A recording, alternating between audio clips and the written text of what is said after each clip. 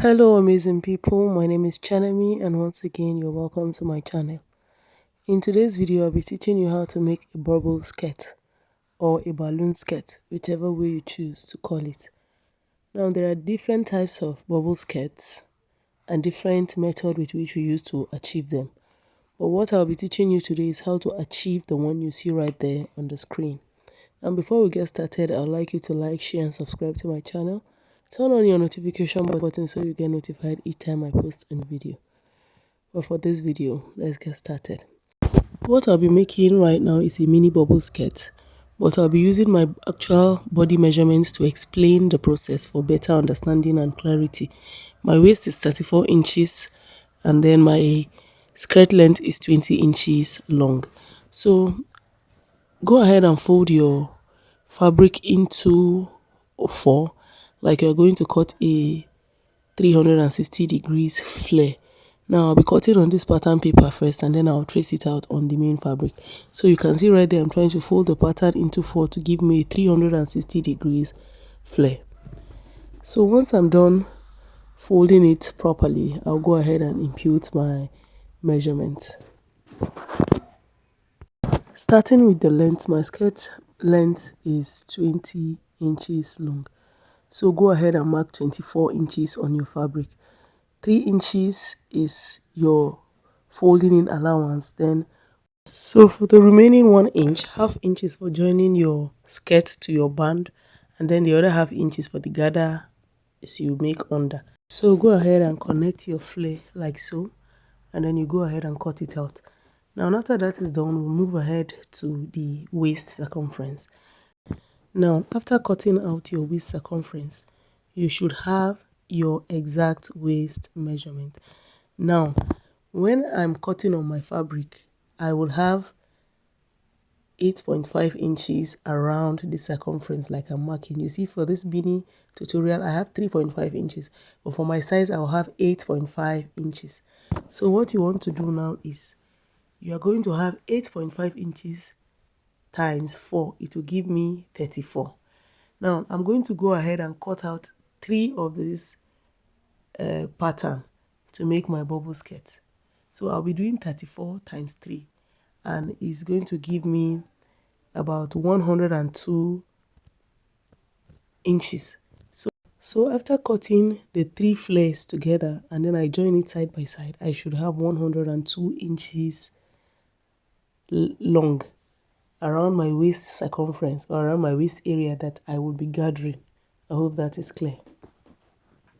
So go ahead and cut out your first flare. Go ahead and cut it out like so. Once I'm done cutting it out, I'll go ahead and trace it out on my fabric, and I'll be cutting 3 of these. So I've gone ahead to place it on my fabric, and I'll be cutting the first pattern. Once I'm done cutting the first pattern, I'll go ahead and cut the other 2.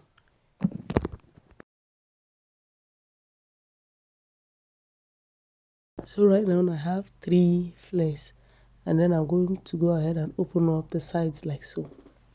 So I also open up the sides for this one. The last one already has its side open. So I'll just go ahead and move to the next step.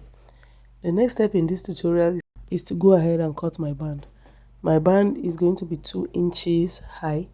So I'm going to go ahead and cut it, and cut 5 inches wide, and then to 36 inches long.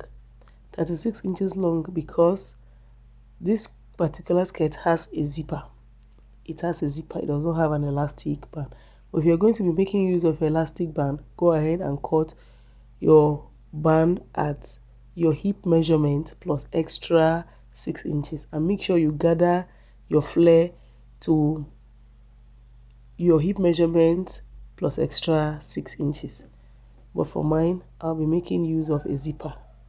So once that is done, I'll go ahead and place the first 360 degrees flare in the middle. Then I'll take one of the flare, and then I'll join it around the side like so, and then I'll join the other one on the other side. So you're just basically joining them side by side right sides facing each other. So that is the next thing to do. Once I'm done, I'll go ahead and sew and then join them together.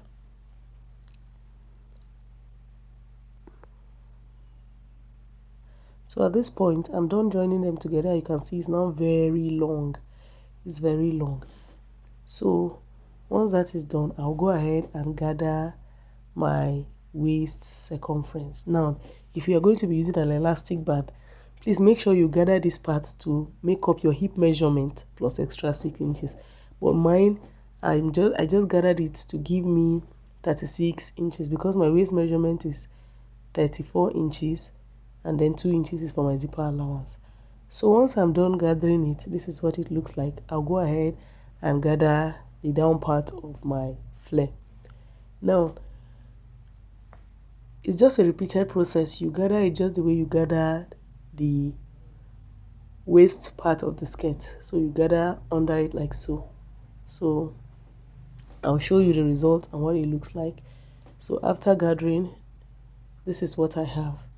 So basically, I have both the upper and the lower parts of my flare gathered. So the next thing you want to do is to go ahead and cut out your lining for the skirt. Now, for my lining, I'll be using a contrasting color of a fabric or a linings for you so you can see it clearly. I just realized that I tried using red. It wasn't really showing. So go ahead and fold your lining into 4. And around that waist circumference, make sure that whatever your result is going to give you is going to be your waist measurement plus extra 2 inches. Now, once I'm done cutting and I open it up, I should have 36 inches around the waist circumference. So I'll go ahead and cut out the waist like so, and then I'll go ahead and cut out the length of the lining. And the lining is 3 inches shorter than the main fabric. Your lining should be 3 inches or more shorter than your main fabric. So once that is done, I'll go ahead and place my fabric on my lining, right sides facing each other, and then I'll go ahead and sew the gathered part round my flare like so. I'm just going to go ahead and attach my main fabric to the lining round. So I'm done attaching it to the lining, and this is what it looks like. So once that is done, you go ahead and flip it over and then top stitch the upper part of your flare to the gathered part of your flare on the satin fabric. So your lining does not have gathers, but your satin fabric or whichever fabric you're using is gathered around the waist area. So just go ahead and top stitch or attach it to each other. So once I'm done, this is what I have. This is the result. It's already giving that bubbling effect. So once that is done, I'll go ahead and attach my band. Remember, my band is 36 inches long because I'll be using a zipper for the skirt. So once you're done with that, attaching the band, this is the result. It's giving that bubble effect already. So this is what your skirt is going to look like. So around this open part, the back, I'm going to go ahead and close it up, and then I'll put my zipper there. And I'm closing it up by 2 inches, and then I'll impute my zipper at the back of my skirt.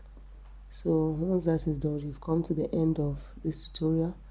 I would like you to like, share and subscribe to my channel. Turn on your notification button so you get notified each time I post a new video. Now in my next video, I'll be teaching you how to make another style of bubble skirt.